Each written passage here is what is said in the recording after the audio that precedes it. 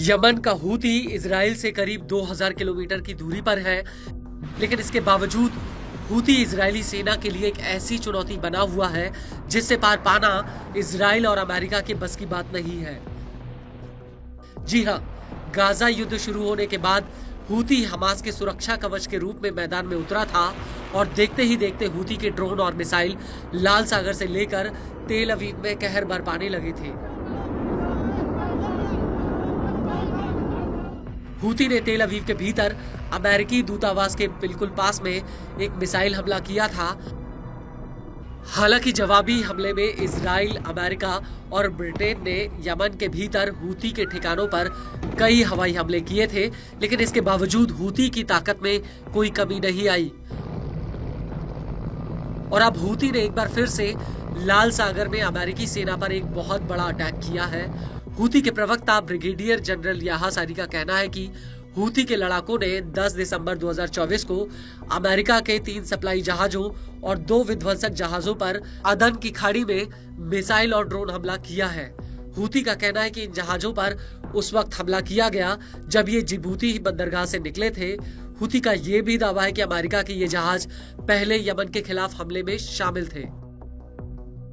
नफ़ज़त القوات البحرية وسلاح الجو المسير والقوة الصاروخية عملية عسكرية نوعية استهدفت من خلالها 3 سفن إمداد أمريكية بعد خروجها من ميناء جيبوتي، وسبق ومارست عدوانها على اليمن، وكذلك استهدفت مدمرتين أمريكيتين في خليج عدن كانت ترافق سفن الإمداد.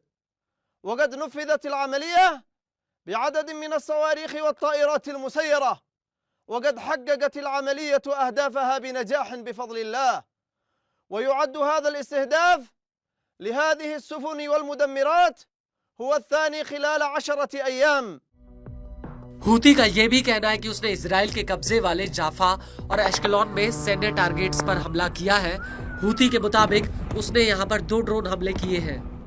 وفي سياق آخر نفذ سلاح الجو المسير عمليتين عسكريتين استهدفتا أهدافا عسكرية في منطقتي يافا وعسقلان في فلسطين المحتلة بطائرتين مسيرتين صباح اليوم، وقد حققت العمليات أهدافها بنجاح بفضل الله. हालांकि हूती के इस हमलों को लेकर मिडिल ईस्ट में अमेरिकी सेना सेंटकॉम ने एक बयान जारी किया है।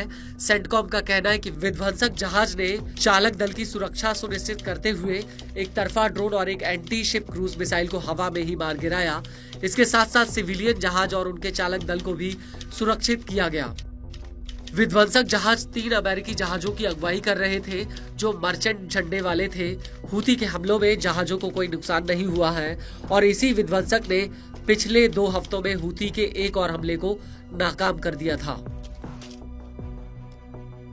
आपको बता दें कि अमेरिका का कहना है कि 2 अमेरिकी नेवी जहाज यूएसएस स्टॉकडेल और यूएसएस ओकेन ने हूती के हमलों का जवाब दिया। वहीं न्यूज एजेंसी एसोसिएट प्रेस का कहना है कि अमेरिकी नेवी हेलीकॉप्टर और फ्रांस के एयरफोर्स के जेट्स ने इस हमले को नाकाम करने में मदद की है। इन दोनों ने मिलकर हूती के ड्रोन और एक मिसाइल को हवा में ही गिरा दिया।